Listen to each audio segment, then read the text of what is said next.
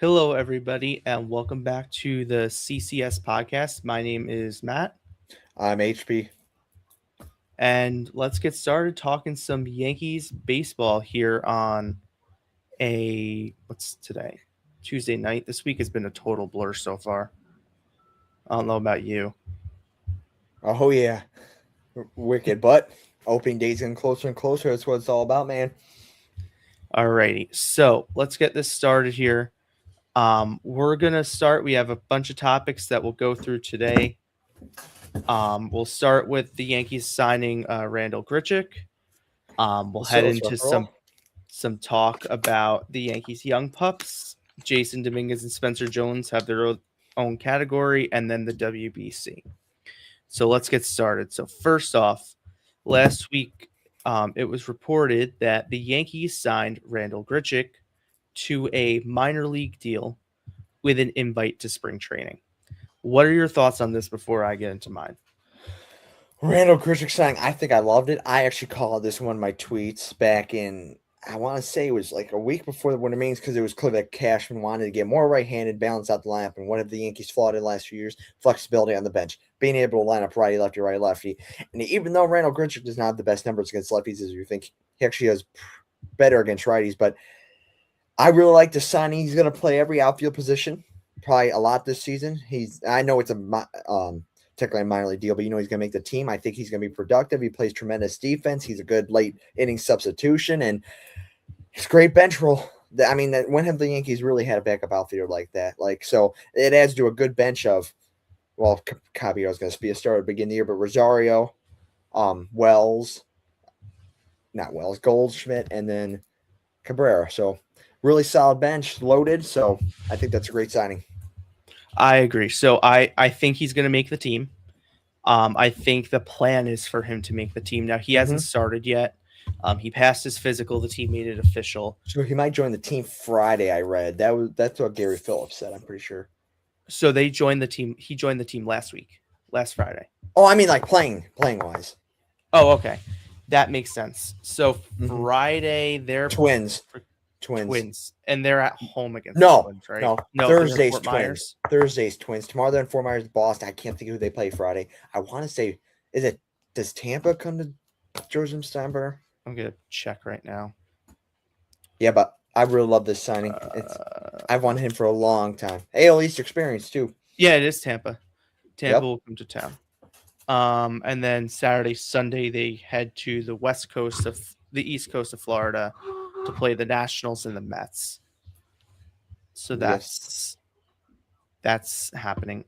Grichuk last year you mentioned didn't really hit lefties all too well. There was also a lot of bad luck. Like his underlying metrics were still very, very good against left-handed pitching.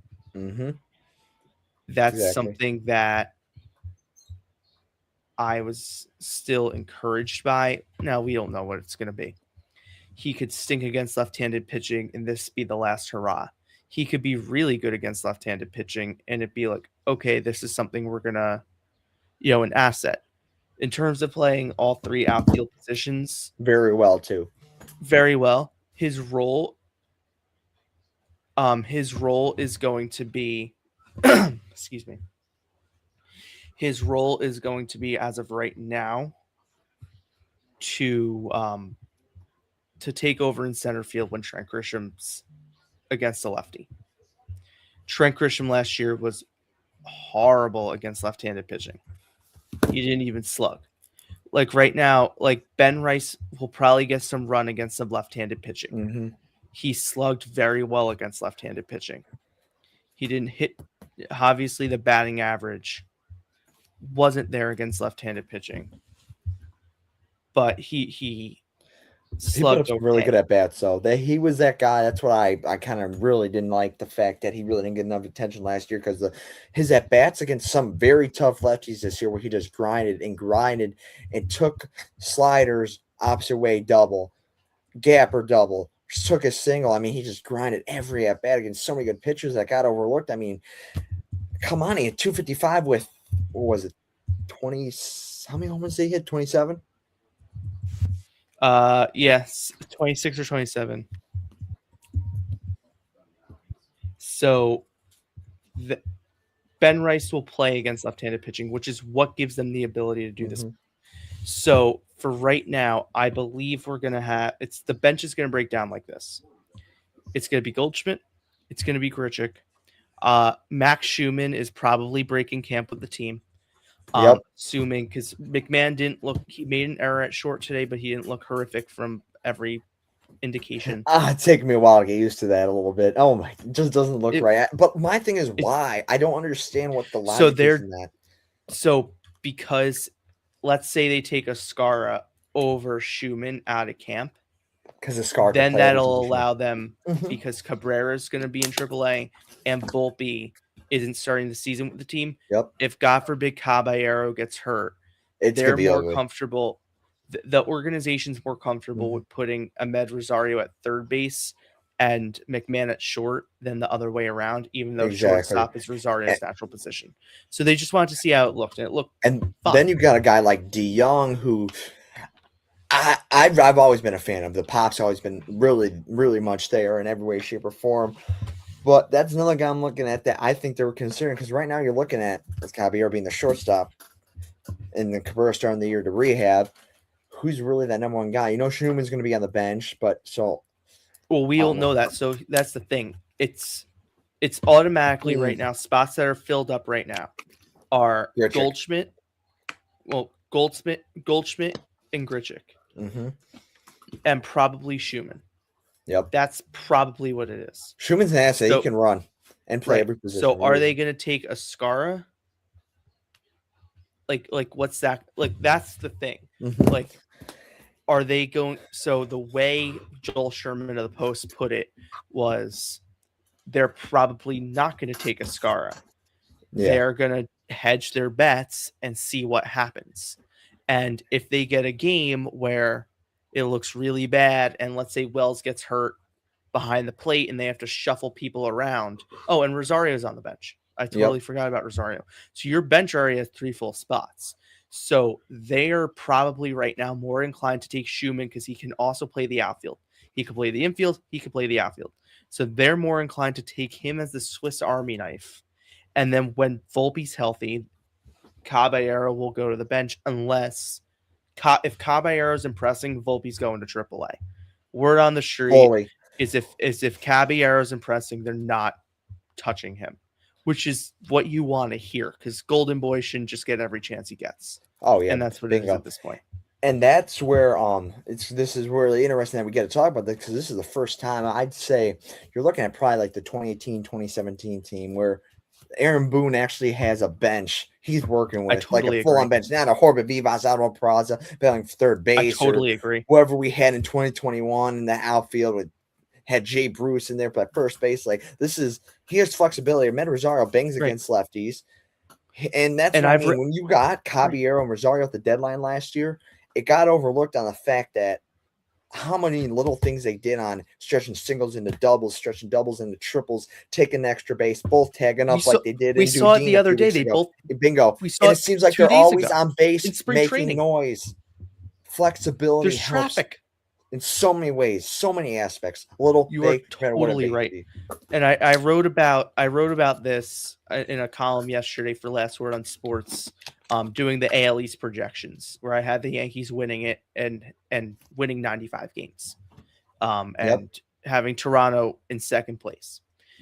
One of the things the Yankees have done this offseason is become more platoon neutral in 2 ways. And we'll talk about the second way probably towards the young pups. I'll bring it up with the bullpen.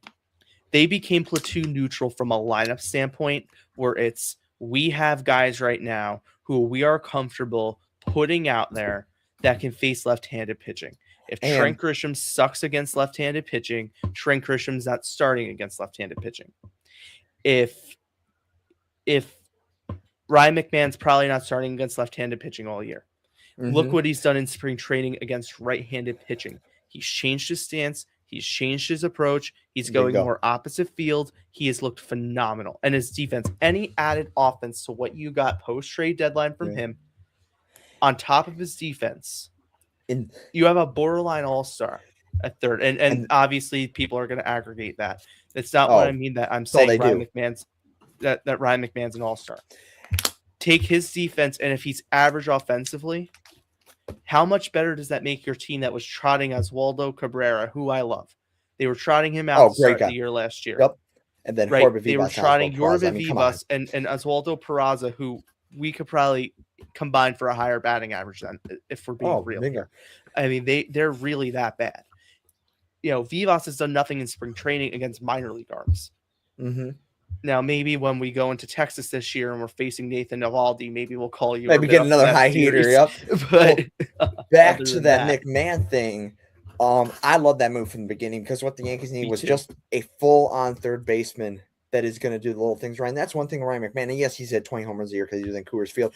We didn't need him to cut. The Yankees did not need him to come in and be that full-on slugger where full-on slugger. You got that. And this year, and really, in his time, he took his walks, put the ball in play when needed, advance a runner. It wasn't trying to be that big play moment. And he's a great dude, great mentor to all the young infield prospects we got. And in that postseason, didn't he have 4 hits? And he hit that home run. He had the second best average. He grinded so many at bats. And one thing that gets overlooked in that game, the final game against Boston, I think it's overlooked that he had that 12 pitch at bat in like the 5th inning that knocked what's his face? Can't think of the guy who started for Boston. Was it early? Connolly early, yeah. Yeah. Really got up his count from like 58 to got him almost like 69, not 69, 79. I mean, that really helped that inning and little things right. The Yankees didn't need him. Like he had Trent Grisham hitting 30 home runs. Yankees had 8 hitters with 20 plus home runs. And he's going to hit home runs. He's going to hit home runs because he's a lefty in Yankee Stadium. He's going to hit 20 easily. But being able to do the other stuff right is so essential for this team. And anchor down third base. Let's not forget that. Anchoring down third base is important. Mm-hmm. How many years I'm sure you go on podcasts or we write or post on social media so many times that they're coming in with Josh Donaldson, who was a corpse when they got him in 22, and then they brought him in 23, 24 they didn't have a third baseman, and 25 they didn't have a third baseman to start the year. That's 4 years. And mind you, the 2014 went to the World Series. And even before that, they didn't really have a third baseman. Now you have an actual third baseman, and they tried to acquire McMahon for years. They were trying to get him. 22 deadline, really close. Even before that, they've been trying for a very long time to get McMahon over here, and they know because it's Colorado. Look at what DJ LeMahieu's numbers were in with Colorado compared to 18 and 19 with the Yankees to start. Now, I'm not saying he's going to be 2019, 2020 DJ. We don't need him to be. That's a fact. But it would be nice. Oh, really? Because this lineup would need stuff. I have them winning the American League East. And people could read the column if you follow me on social media. It's my pin post. I would love to debate somebody on that. If you say the Toronto's are going to win it, no, I don't. I said the Yankees. I know. And I'm just saying. I think the Yankees will is because I think Toronto is going to regress. I think that their offense was very fluky last year. And I put in that story, I went and researched because that's what I do. I research things. They had the second best luck factor in terms of hitting in Major League Baseball. Too bad Ben Rice couldn't have that. Exactly. They were expected. I'm going to pull the story up right here on my other screen. I forget what they were expected to hit. They were not expected to be as good offensively as they were. Now, to their credit, they were. And there's nothing that you or me or the Yankees can say about it. But it goes back to that thing with the running it back and people being pissed off. They should have run it back.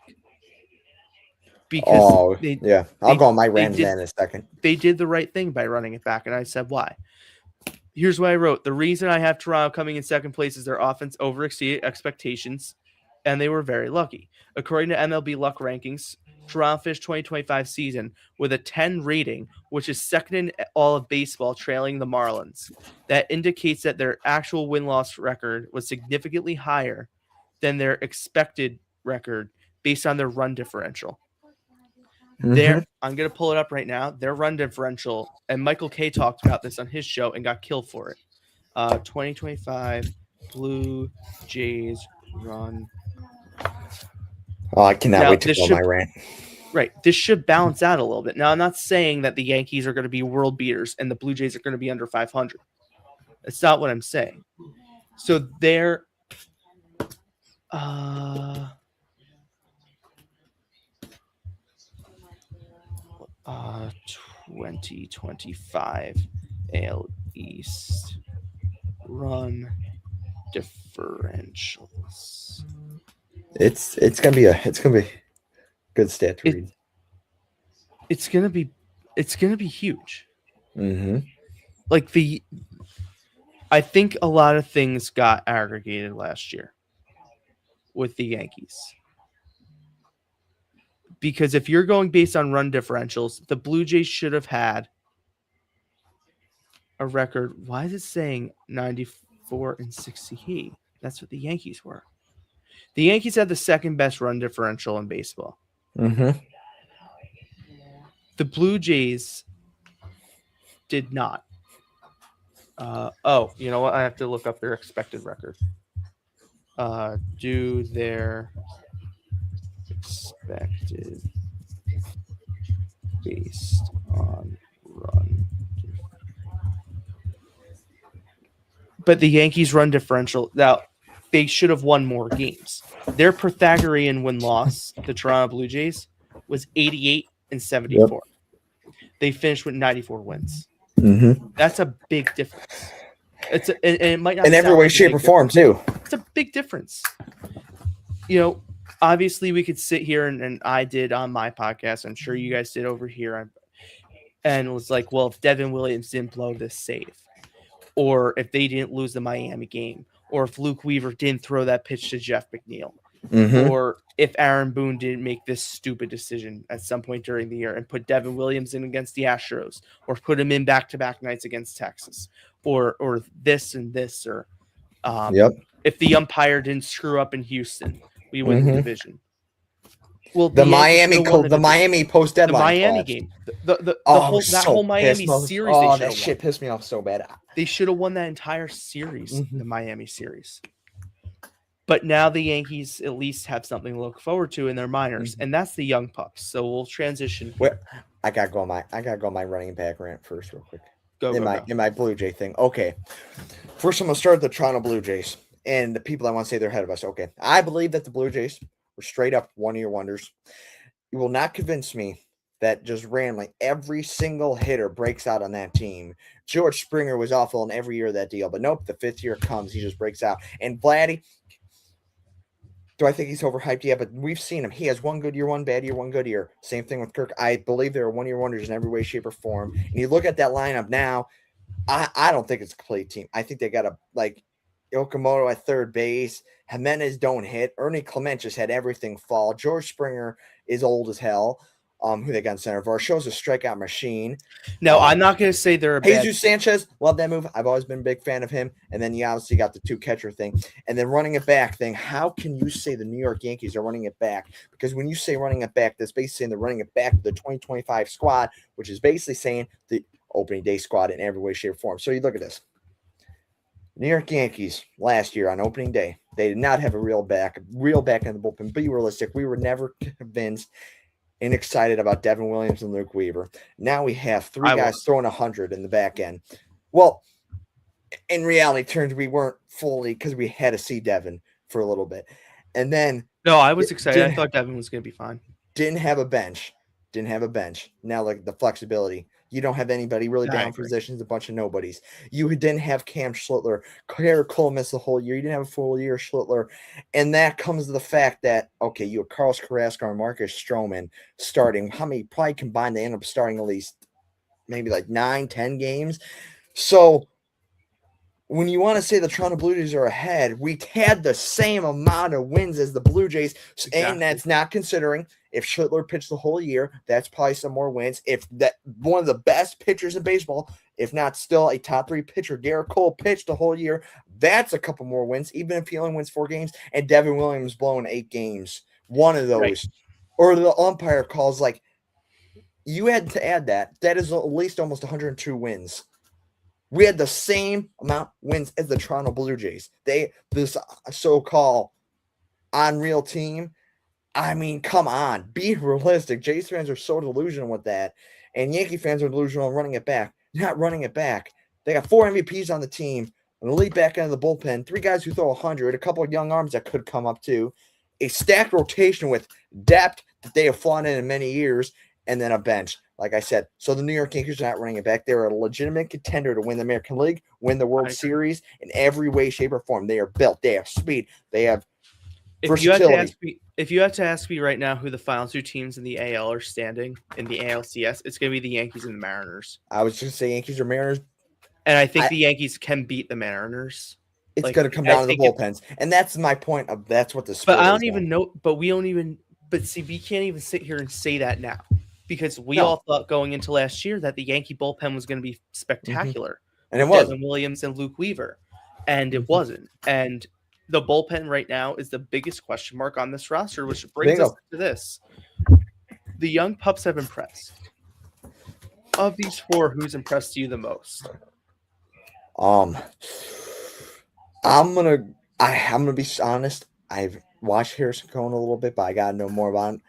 It's gonna be Legrand. See, Harrison Cohen liked this post, so I'm a little biased. Okay, that's great. Harrison Cohen. No, I've seen his stuff. I mean, his ability to just like be able to recognize the hitters on. Okay, I'm gonna get ahead here more with this, or know what his secondary, or no, flip the secondary in his main pitch, certain batters, and that's been able to help. But Carlos Legrand, definitely. I mean, come on, this guy throws 103 almost. Him and Elmer for me.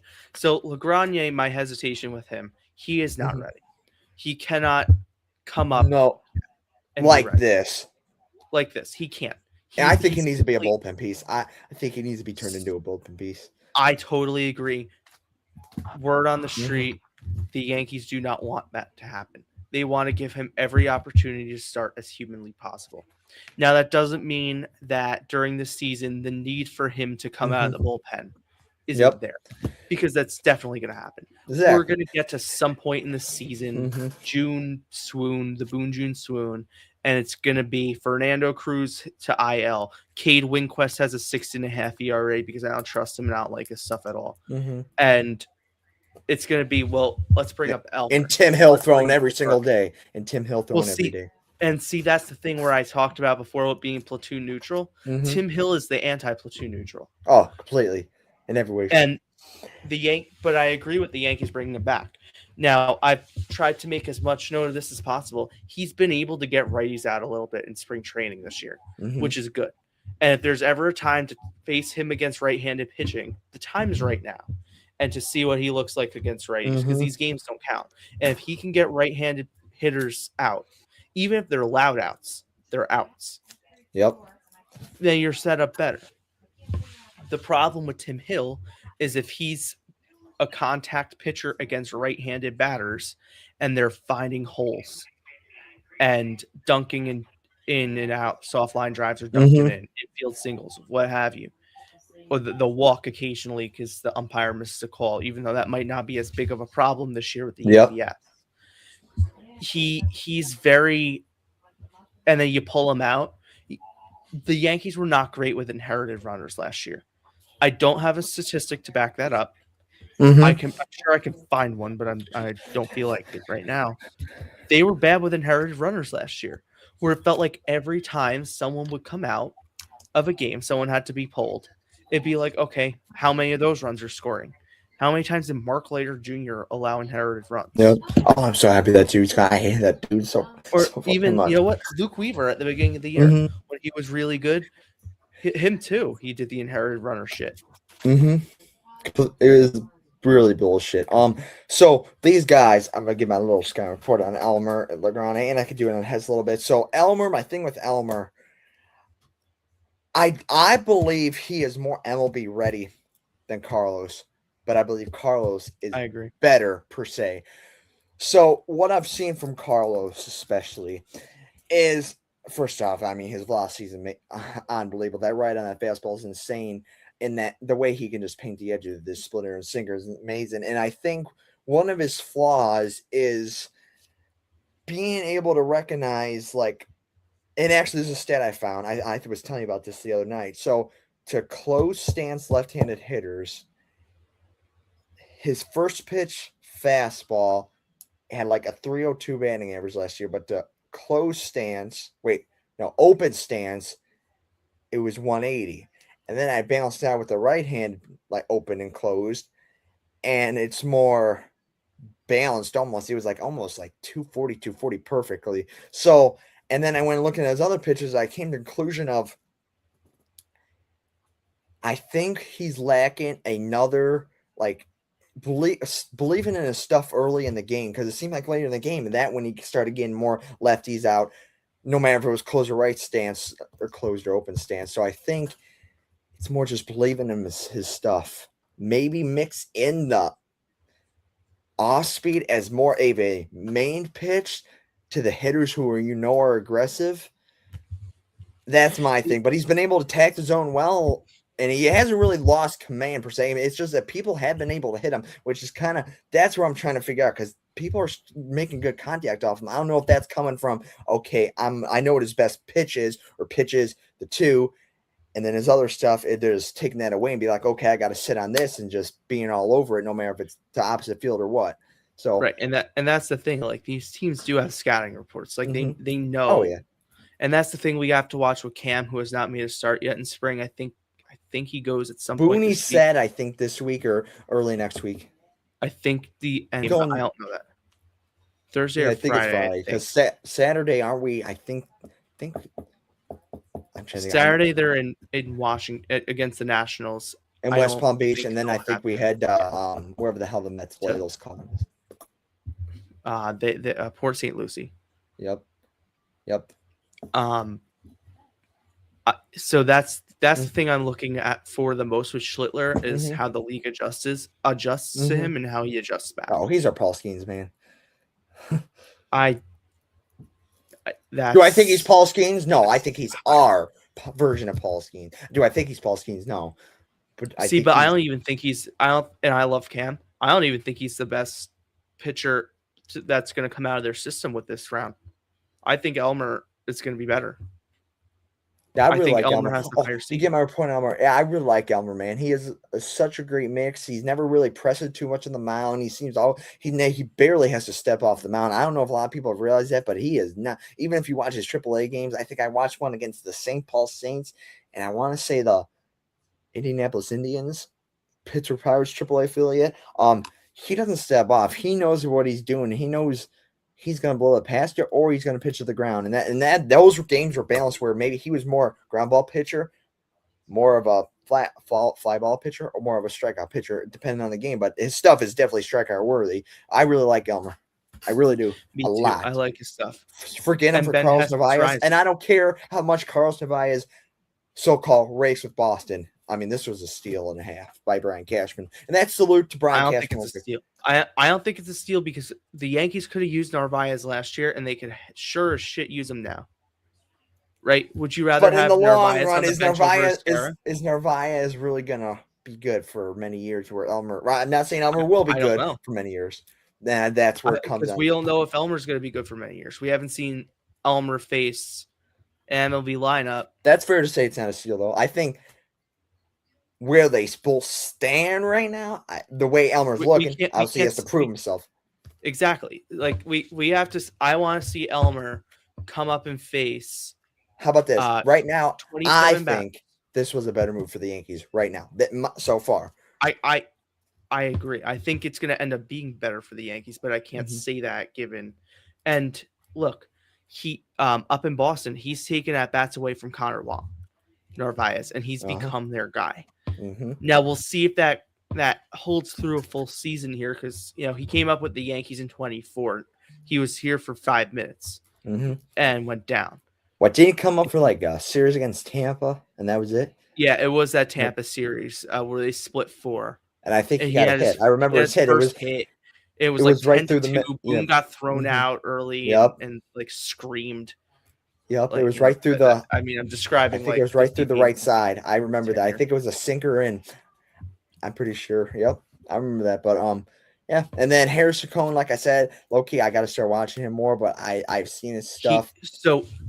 He's not on the 40 man, but I feel like he's done enough this spring to be on this list. And Ben Hess, man, Alabama pick. And Ben Hess isn't close. Ben Hess. No. This is I probably should have flipped Elmer and Lagrange.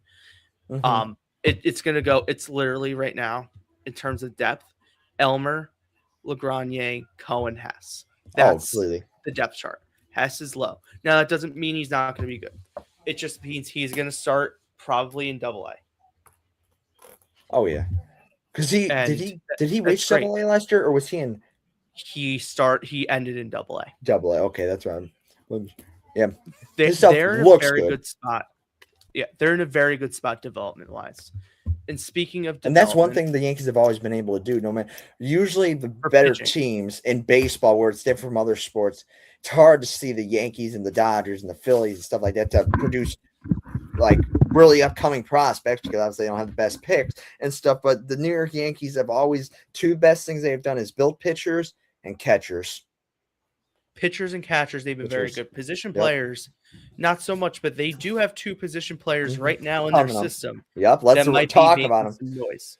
So the Martian and the Giant are having a massive spring in Tampa. Now, they are not. I can say this very confidently. If right now it was March 24th, they're heading from Arizona to San Francisco to play the Giants. They are not. Jason Dominguez is heading to minor league camp with Spencer Jones. Unless an injury happens. And that's best for his development. And I love Jason Dominguez. I still think he's going to be very, very good in this league. I do. But what's best for his development right now, and he's at a fantastic camp right now, is to go to AAA, play every day against left-handed pitching, and hit from the left side and play full reps of left field. That's what's best for his development. Spencer Jones is confusing to me. I see the hype. I see the power. I like what I see sometimes. He strikes out a lot. Yep. And that's the problem with Jones. He strikes out so much. Now, if going into next season, Trent Grisham walks, which he should have walked this offseason, if we're being honest, and these two should be competing for a job right now. But that's a different story. Trent Grisham, who's batting like 080 this spring, he should have walked. They should have let him walk. And if this offseason he walks and there are games played in 2026, in 2027, which is a big if. If there are games played, it should be Spencer Jones and Jason Dominguez in spring training. And that's probably Dominguez's job to lose. And you might be like, well, why do you say that? Well, because whatever the next season the Yankees play is, that's Giancarlo Stanton's last. So you'd essentially be replacing Giancarlo Stanton with Spencer Jones. You're getting very similar production. Stanton strikes out a ton and can hit moonshots.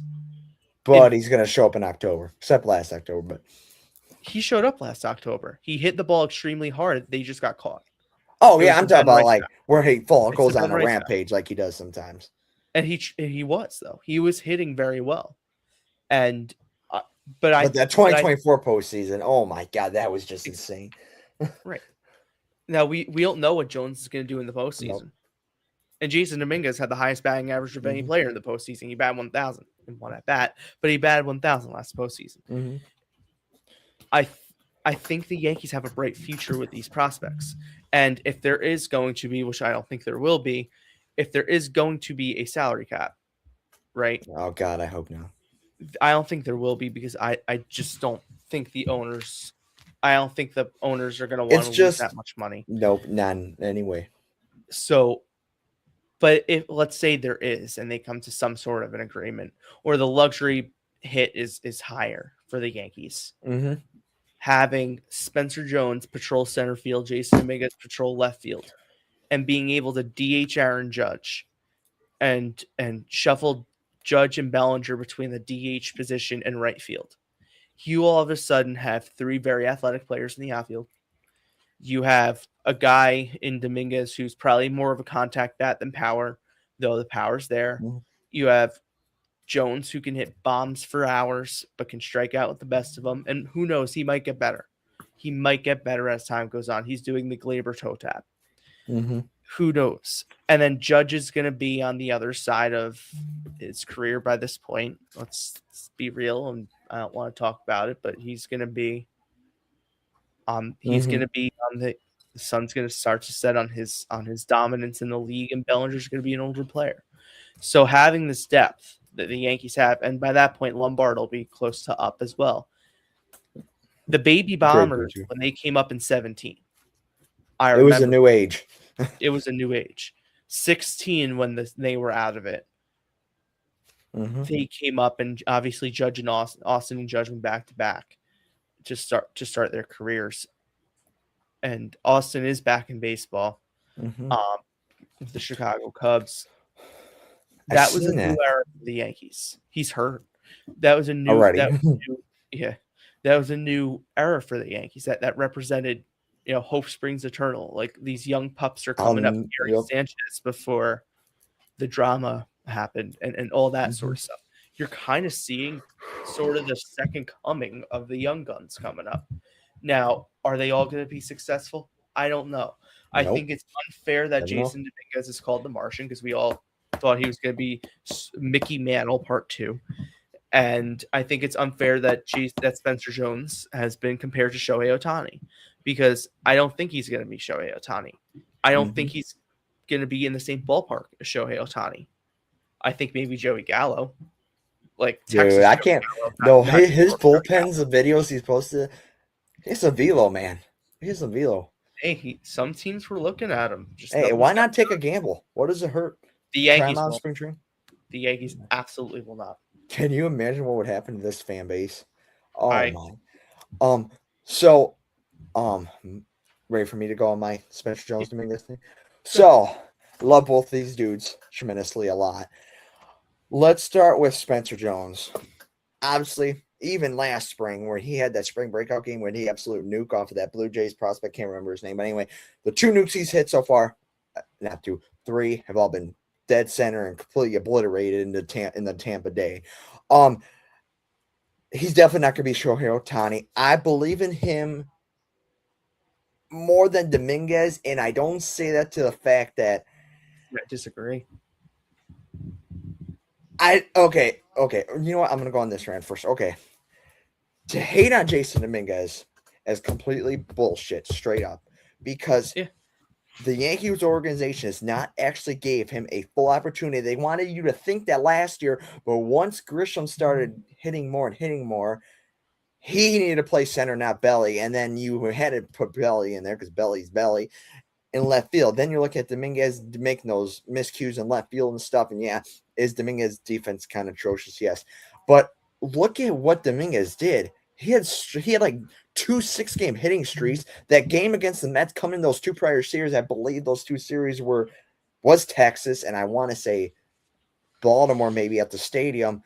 He was raking. I mean, that moonshot he hit, walk off again. Oh, I can't think of his name.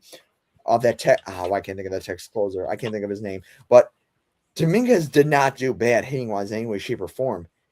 Look at his batting average, run, scoring position. In that first 2 months, it was like 286.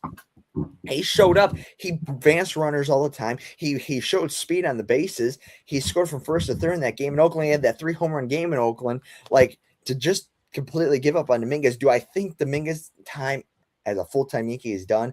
Yeah, because I unless injury happens, he breaks again. I just don't know why. If that was true, the reports that we're trying to trade him. But, like, where does he fit in? Because I just don't know where he fits in. I can speak about that a little bit. So I was told this offseason that after Bellinger signed, he was in talks. And he was in talks at the deadline. Jones was not. Mm-hmm. They kept Jones out of every conversation. And that's why we didn't get Sandy Alcantara. Well, no, that's why we didn't get Edward Cabrera.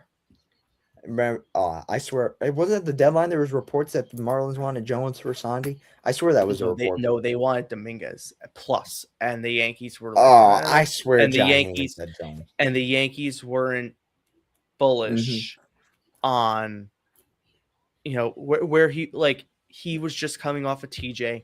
They didn't know what they were going to get. So they didn't pull the trigger. Ultimately, they were probably fine starting pitching wise because Sandy's hasn't looked good this spring. But I'm happy we got Ryan Weathers though. Out Me of too. those two.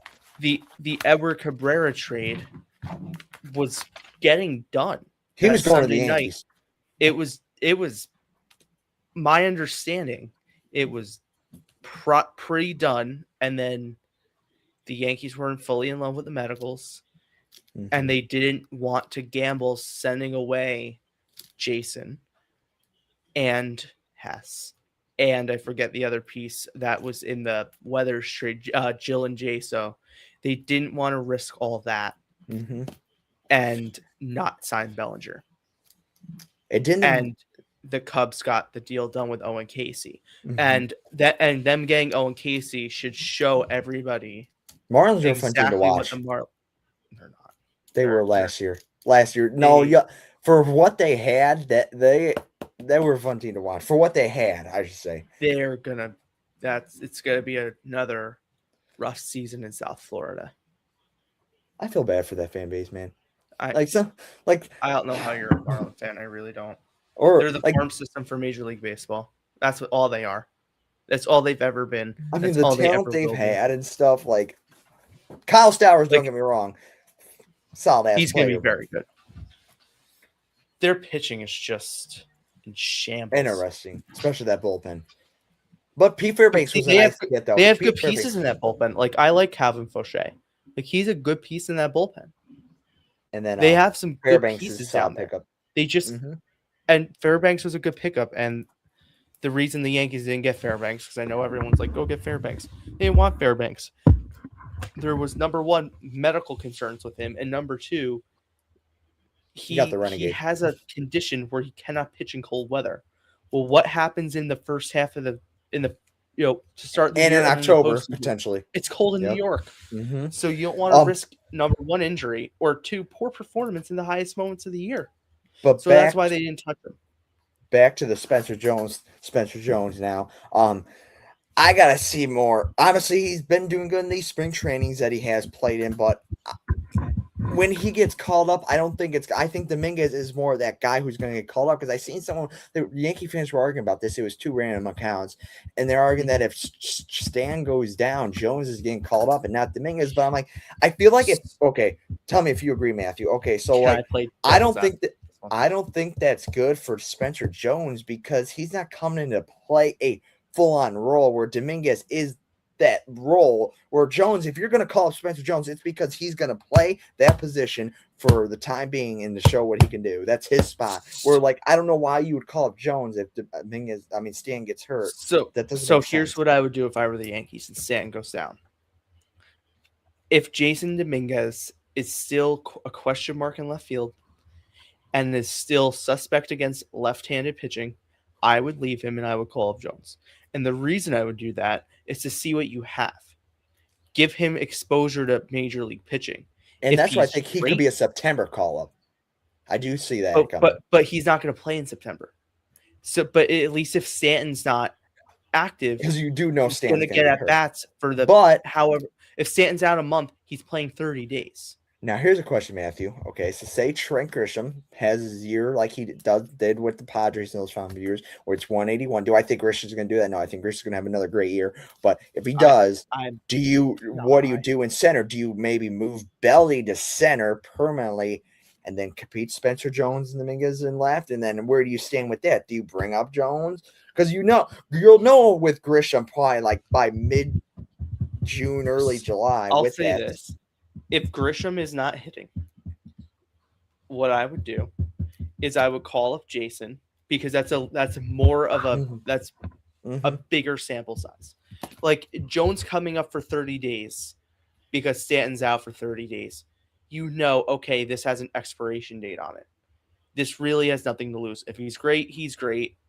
If he's not great, he's going back down.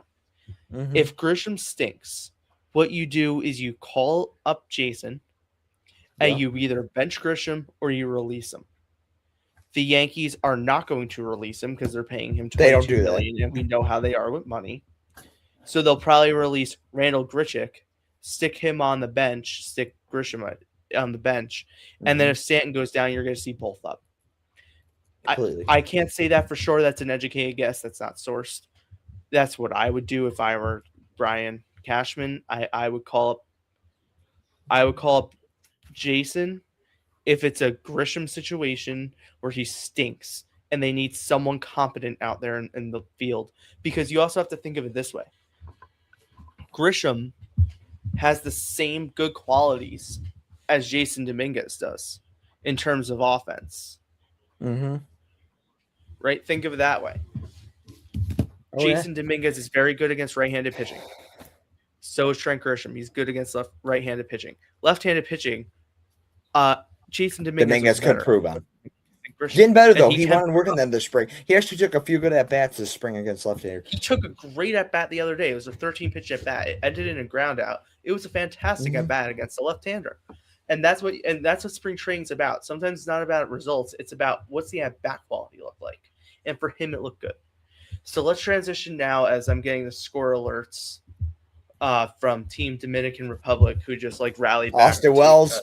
They just took a lead on a Juan Soto 2-run home run, driving in Fernando Tatis. Team USA dominated the San Francisco Giants today. They made them look like a minor league team. I seen Cuba lost 4-0 to KC.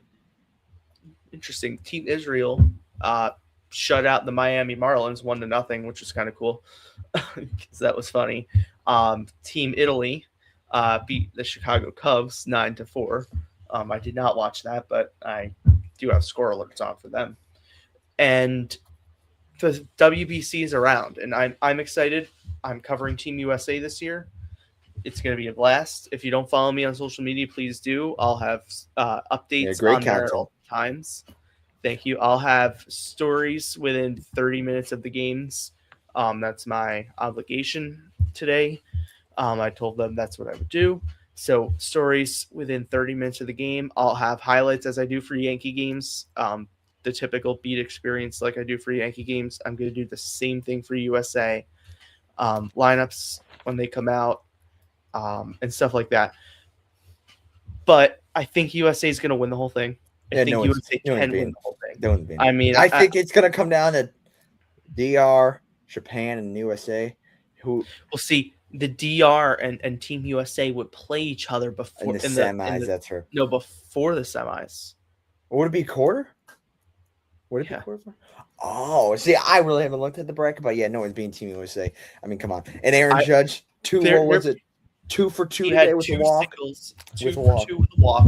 Yep. He looked very good at the plate. The broadcast said something very interesting. Those jerseys are so sexy. I love them. I have 2 on the way. The broadcast. So do I. I have 1.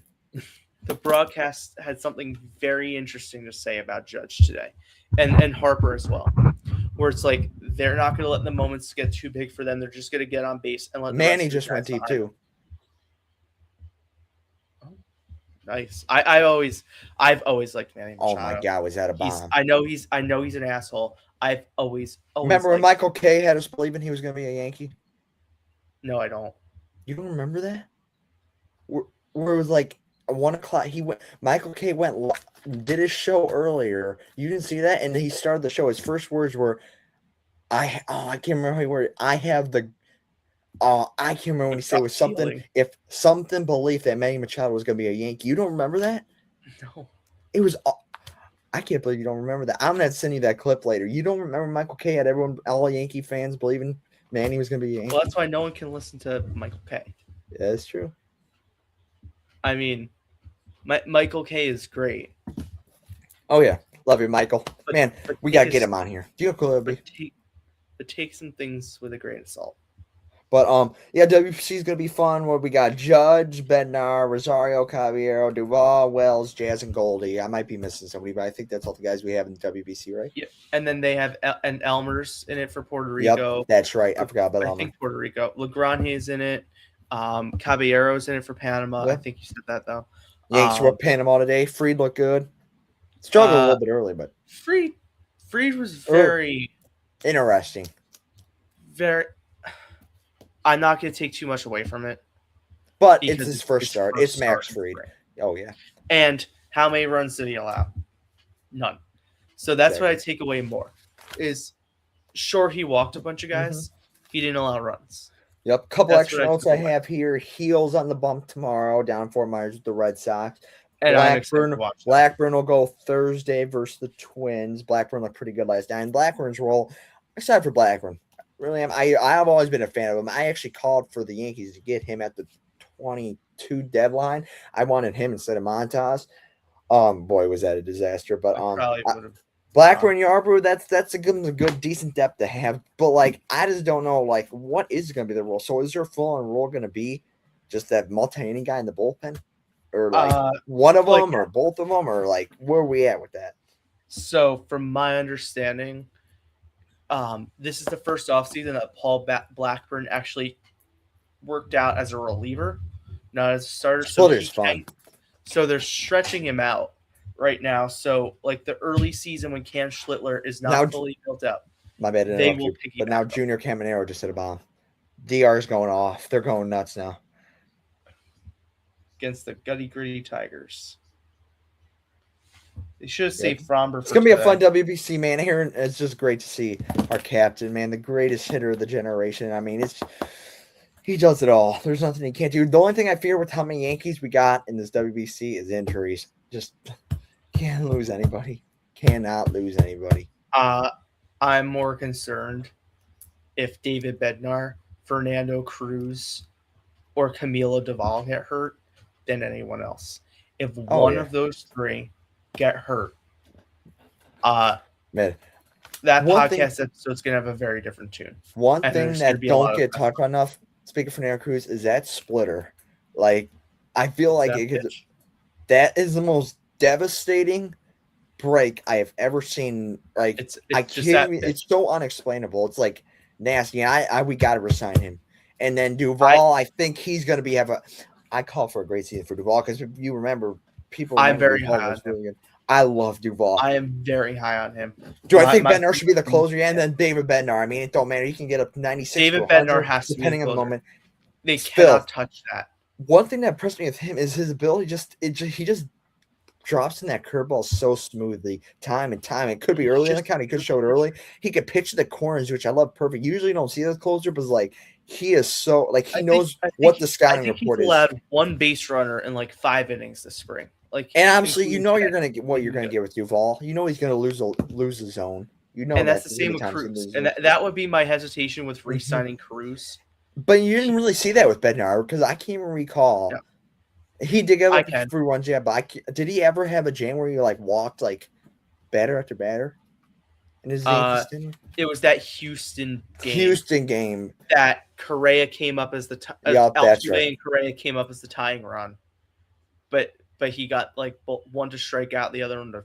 I think he got both. And then one note I did have: Elmer did pitch today for Puerto Rico against Boston. He looked very good. 3 innings, 1 hit, no earned runs, 2 walks, 2 Ks.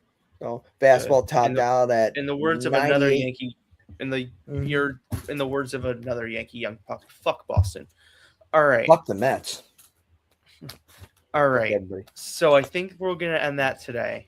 All right. There. A lot of positive, man. Yankee baseball's coming. Knicks are rolling. It'll be fun. Good for the Giants. Thing I gotta say, appreciate whoever watches this video. Make sure you follow us and check us out across all socials. We're looking for some people to join our team. As Matthew, he is new here, and I think he likes it. Hopefully he likes it. But check out our website with our day-to-day articles, link to our merch shop. We got this podcast. We got many more to come. We got TikTok, everything. We just love to rock and roll. Give you guys the best of bringing New York fan bases together, and it's great. So check us out across everything. Stay tuned. All right. Thank you, everybody. See you next time.